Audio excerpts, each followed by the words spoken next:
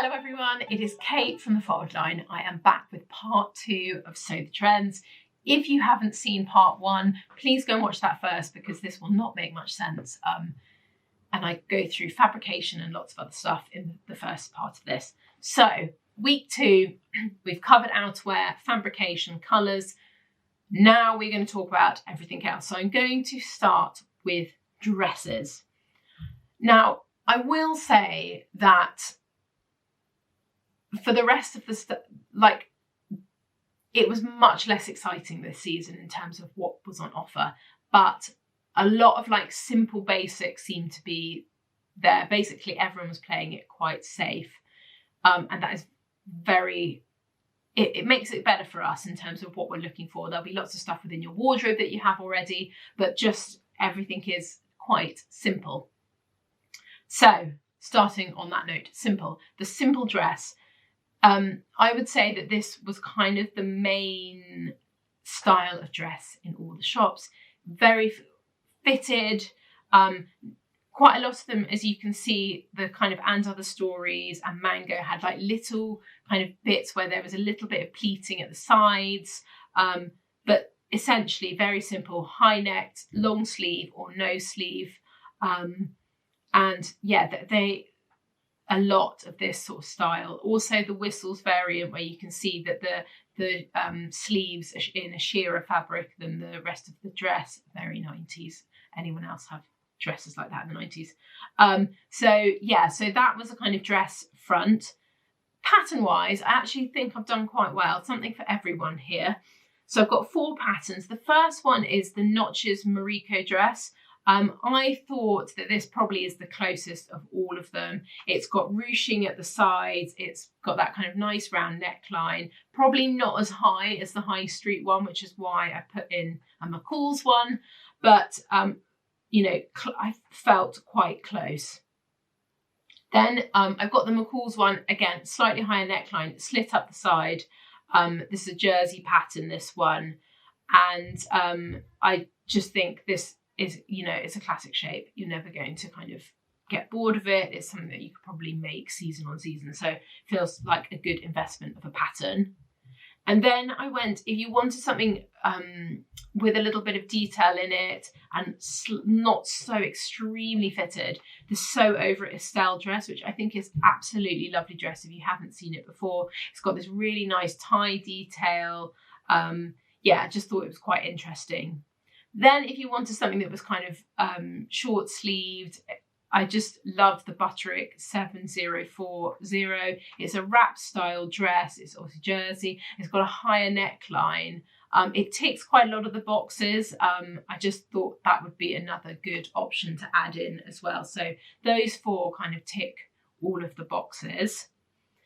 Next up in the dress department, we've got Pinafore dresses. Loads of these around. I really liked them. You can see that they're kind of cut with a deep V, most of them very short, and some of them were fitted and some of them weren't. So you can see the And Other Stories is cut quite boxy, but to be honest, most of that's kind of their silhouette, whereas the Nobody Child one is slightly more fitted. The COS variant feels in the middle, and the Whistles one is actually slightly not deep V-necked, kind of round-necked. I did see also quite a lot of Pinafore dresses with buttons down the front as well. So this feels like a really nice pattern. Again, perfect for this kind of trans-seasonal bit where it's still quite mild, but then you can wear it with polo shirts and whatever underneath. So patterns, I've got 3 patterns for you. I think the one that feels the absolute kind of closest with the big deep V-neck is a Tammy Handmade Margot. This is such a lovely pattern.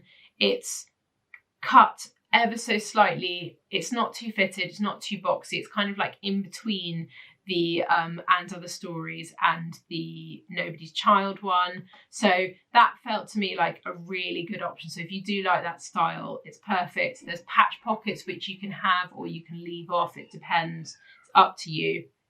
Then we've got the Pattern Room Ivy dress. I put this one in because I thought it's nice sometimes just to have another option. And again, very similar V at the front. It's cut slightly wider up here if you like a kind of wider strap. Again, not too fitted, which was nice.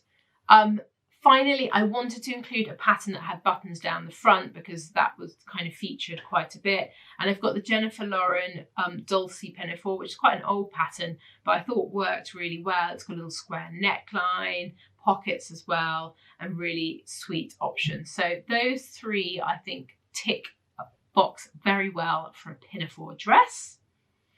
Then we've got the shirt dress, which I was quite pleased to see because I was thinking, oh, I don't know if there's going to be any other option dress-wise, but I then had a bit of a hunt and I was like, no, there is a kind of shirt dress style. I wouldn't say a really hardened, like particular shape, as you can see from here. The two in the middle, the whistles and the arquette, are very similar style-wise with these sort of fish-eye pleats. But there were also quite a lot like the COS variation that almost feels like a kind of rugby shirt, kind of pop-over style. And then also this Zara one with kind of bigger pockets on the chest and a bit more kind of fabric in the skirt and a kind of boxy sleeve. So in fact, they all kind of have a boxy sleeve. So this style shirt dress it was in quite a few of the shops. So I've got three patterns for you. The first is the Vicky So's Helen's dress. This for me ticks that sort of pop over style. It's got a little belt. It's got this really nice tie detail which is sewn in at the neckline, but you could just leave that off if you wanted, which I feel would be slightly kind of closer to the high street ones. Boxy sleeve that comes down kind of 3/4 length. So this I thought worked quite well. This probably out of the three has got a slightly more fitted silhouette on the skirt. So if you didn't want something with lots going on, that would be a great option. The Fabric Godmother Aspen dress I thought was really nice. It has the big pockets on the chest. Again, that boxy sleeve. It doesn't have pleats, but I feel like this is such a classic shape. It could work really nicely. Zip up the front. But yeah, that sort of had the same sort of feel. And then last but not least, I put the Starlark Paloma woven dress in there. This is kind of probably the most classic of the three options. And again, if you're looking for something that you're going to make, get good value out of pattern wise, this is such a classic shape. You could use it again and again, but it's got that kind of boxy sleeve, proper shirt collar. And yeah, so I thought, again, slightly less going on in the skirt, but I thought it would work quite well. So those are my three sort of shirt dress offerings, and that is it on the dress department. Now we're going to move into tops. Now, I'm just going to apologise on behalf of the high street for this next section because I could not find a real trend in terms of tops. This is probably, I'm not exaggerating where I said I might have spent 4 or 5 hours looking at top pattern, top shapes on the high street. I could not really find, and my core thing when I'm looking is that it has to be in about four or five shops for me to think, yes, that is enough of a trend to kind of tick the boxes. So if it's not, then it doesn't go in. That said, meaning we can kind of pick whatever we want, but these were my two top options and I'm almost embarrassed to do them, but we will go. So first up, the boxy shirt, not a surprise, it's in every season. But yeah, very big and boxy, oversized, worn over, tailored baggy trousers, so everything quite baggy this season. And you can sort of see that from what, the bottoms in the picture, the mango M&S and whistles. Very classic shape-wise. Again, muted colours, might go wild and there's a couple of stripes, but generally kind of blues and whites and greys and the very kind of muted palette. So in terms of patterns, we've got two fantastic options. We've got the Closet Core Jenna shirt. This is, I think, my favourite shirt pattern of all time. It's classic boyfriendy, this probably is not quite boxy enough for the high street options. So if you want to get in there, probably I'd go up a size. It's got lovely curved hem on the bottom. It's just a great option. I also put in the Bella Love pattern Leo shirt. I thought this worked really well. It's cut kind of straight at the bottom. It's got kind of pockets on the chest. I just put it in because it has a few different details to the closet cord Jenna, so it just really depends on which one that you like. But both of those work well. Again, with the Bella Loves Leo, I'd probably go up a size or 2. Next on the top. Now this is like almost embarrassing. I put it under Merino Basics. Loads and loads of really plain, fine merino tops. I cannot even tell you how many there were. It was like a plague of them in every shop. So it also, I will say, there were lots of them in round neck, which I'm showing you, but there were also a lot in polo neck as well. So either of that shape would work perfectly. You can buy merino jersey, so it would actually be quite an easy thing for us to recreate. If you made them in that muted colour palette, they would pretty much go with everything in your wardrobe. So yes, I know, quite boring, apologies. So pattern wise, I picked 2 options, the Itch to Stitch Cashy Tee. I thought this was probably the closest, not quite as fitted as the ones in the picture, but you can obviously, you know, this is the joy of sewing. You can make it a bit, cut it in a little bit. But if you don't want it super tight, this one kind of ticks a couple of boxes. Neckline's the same, a really kind of good core basic. And then I put in the Sohan 7 Skyline. Now I know that it's cut slightly lower at the front and the back, but I thought this would also work really nicely with everything in terms of like look and feel. So I thought I just wanted to have something that was slight, both, you know, one t-shirt is not wildly exciting, so the Skyline was a little bit of excitement in there. But yeah, I mean that is it on the top department, and I'm sorry, I feel like I've failed slightly, but I just couldn't find things that I saw like lots of but not the same of. Strapless little tops with like ruching in places, or a cowl, or like a kind of bat, like off the shoulder one-sided, but then not enough of those in different shops to make it feel like it was a proper kind of look. So yeah, it's been a very funny season. Oh no, I have got one more top. Sorry, I forgot. I do have one more top. Phew. The Rugby Shirt. This was in, I'm pretty sure this was in either in spring or last autumn. Not in so many of the high street shops. There was a few of them kicking about, but not as many as there are this season.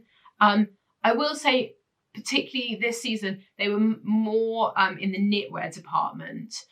So knitted rugby shirts, which just feels very luxurious. But I did see a lot of them in like a heavyweight sweatshirt. And anyway, so let's have a look. We've got Arquette, Whistles, Topshop and M&S. The M&S one you can see is actually a piece of knitwear. The Topshop one was probably the one that I saw most. Sweatshirt, all in one colour, button up the front. The Arquette one with the stripes I felt was more in last, like summery time, less kind of that about, I would say, in plain colours if you wanted to recreate this. So pattern wise, I've got 2 really good options. The Style Arc Burt knit I thought would work really well. It's got buttons down the front. You can see that here it's made in sweatshirt fabric, so that feels quite close. Again, I'd probably size up a size or 2 to make it a bit more baggy. So the second option I've got is a Merchant & Mills Rugby. Now this is actually a woven pattern, but I just liked it because it was slightly more fitted. So if you do want to make it, but you don't like that sort of oversized look and you want to have a nod, I would think this one would work quite well. I did see quite a few tighter knitwear pieces in that sort of style. So that would definitely work as well if you wanted something a little less full on. So now let's move into trousers. So the first one I've got is big pleats, wide leg. So I know that wide leg trousers have been in, but they almost have gone slightly supersized this season. Really kind of extreme wide legs. The other thing is, I don't know, it's hardish to see, but the Manga and the Zara one have these kind of like enormous pleats that come from the back and are sewn into the waistband at the front. So they're kind of quite a big sort of statement piece. I did see quite a lot of these. So pattern wise, I think I've done very well. If we want to go for that big kind of pleat that's sewn into the waistband, the Victory Patterns Esther are fantastic. They're really interesting if you haven't seen them before. I would recommend a kind of drape fabric with this. It would work better, but that one really ticked the box in terms of the kind of big chunky pleat. The Paradise patterns work fantastically if you want to go something a bit more classic and you want that wide leg. They are great. I mean, really lovely pattern, and one that I've included in quite a lot of things because they've worked. It's just a good kind of, it's a classic staple, isn't it? If you want a bit of a twist on the two of those, the Style Arc Atlas are really interesting. So that pleat runs all the way down the whole of the trouser leg and is stitched sort of on the opposite. So the pleat twists halfway down and is stitched down in the hem at the bottom, and they're wide leg. And I just thought they were quite interesting. So if you haven't seen those, that's kind of like if you want something sort of in between the two, I thought that would work really well.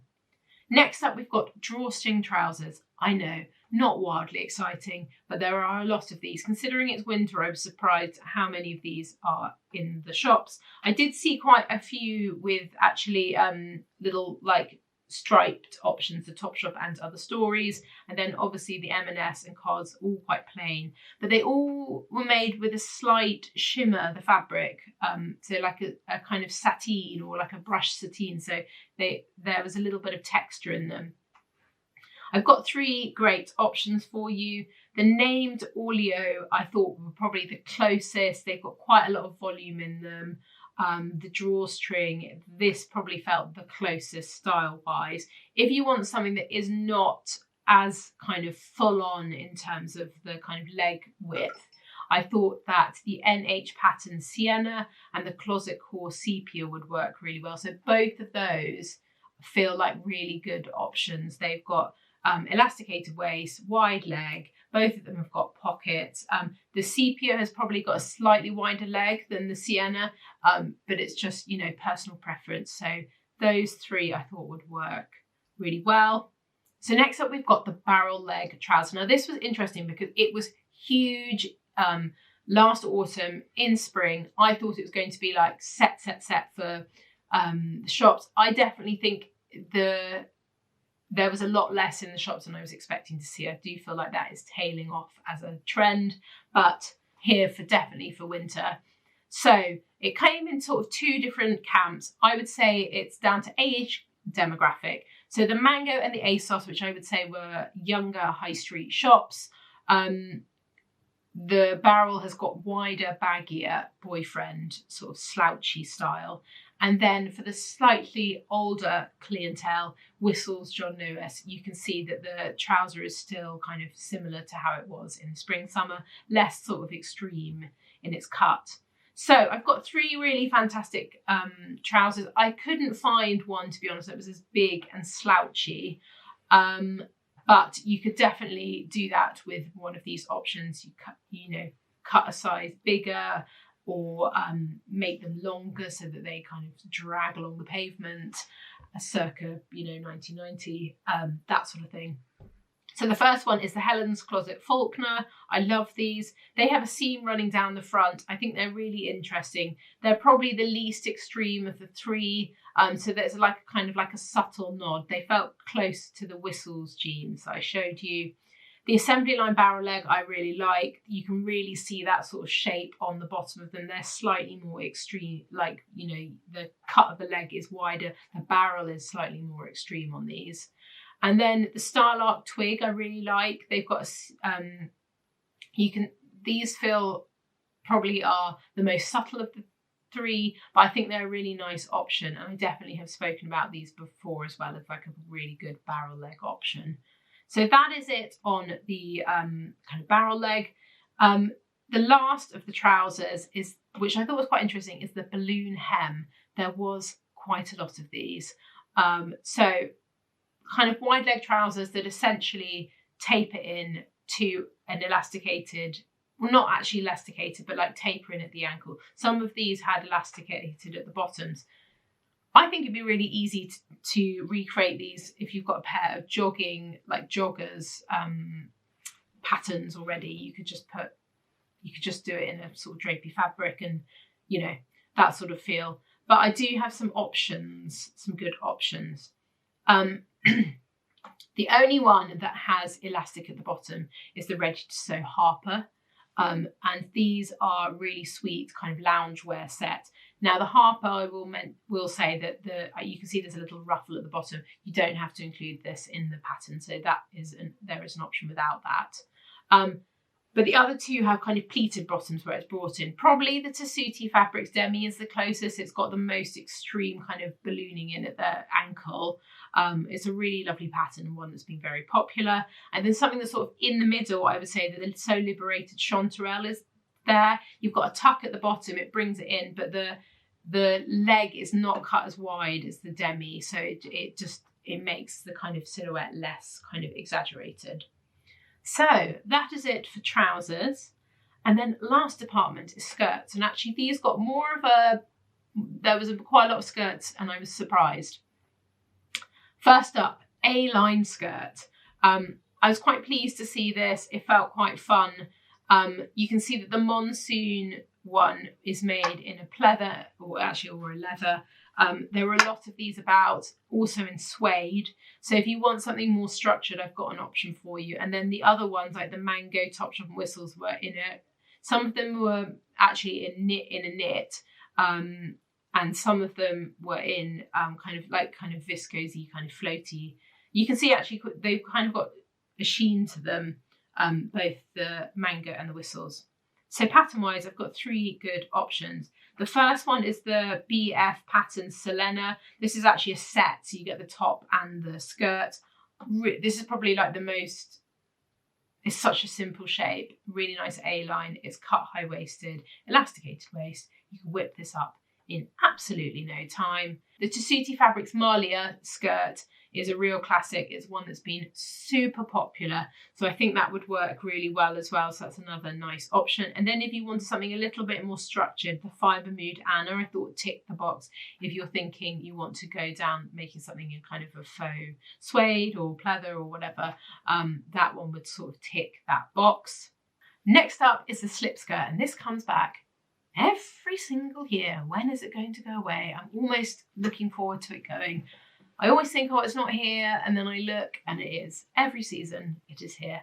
So the only sort of slight tweak in it this season is quite a lot of them had lace around the bottom this season. They were also styled, which I thought was quite interesting. Can you see the And Other Stories one over a pair of jeans? I've seen a lot of that in terms of the styling. Anyone who lived that the first time round will probably not be going back, myself included. But that is, styling wise, that was one of the ways I saw them styled. And then also the Arquette one with a pair of boots, which would look really nice. So slip skirts, I've got three different options, and they're probably the ones that I wheel out every single season because they're in every single season. The Vicky So's Sati skirt. This is cut slightly longer. If you want one that's got a bit more flair in it, the Tessuti Fabrics Avery. This one, it's got kind of more movement, probably a little bit more forgiving of them. And then the Tessuti Fabric Evie is sort of the original. This is one of the first of these sort of bias skirts. It's probably the most popular one of them. So I wanted to have kind of three options to give you to kind of cover most bases. Last up, we have got the Mini. Yes, this is back again. I absolutely love the Topshop version that's made in that sort of patchwork suede. I think it's great. But yeah, I saw a lot of these and particularly like suede and wool for if we're thinking fabrications.